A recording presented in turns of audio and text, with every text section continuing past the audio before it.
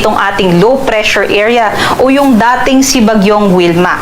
Kahapon nga po ay nag-downgrade na o mas humina bilang isang low pressure area lamang yung bagyo. Ngunit sa ngayon nakakaapekto pa rin po ito sa bahagi ng Mimaropa area, specifically sa may Palawan, Mindoro provinces, pati na rin po sa may Marinduque. At ito po ay nasa layong 200 kilometers east-southeast ng Puerto Princesa City, Palawan. Sa ngayon, hindi na natin ito inaasahan na mag-develop muli bilang isang bagyo. Sa halip, ay nakikita natin na ito po'y magdi-dissipate na lamang sa loob ng ating area of responsibility o malulusaw ng tuluyan. Ngunit sa ngayon nga po ay posible pa rin po itong magdala ng mga flash floods at landslides, kaya't doble ingat po sa ating mga kababayan sa malaking bahagi ng Mimaropa.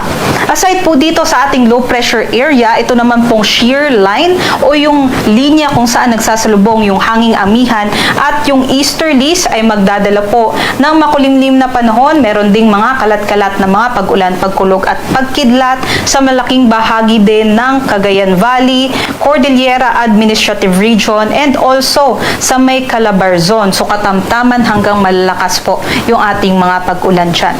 And pinakamalalakas nga po yung ating mga pag-ulan dito po sa may Cagayan at Isabela.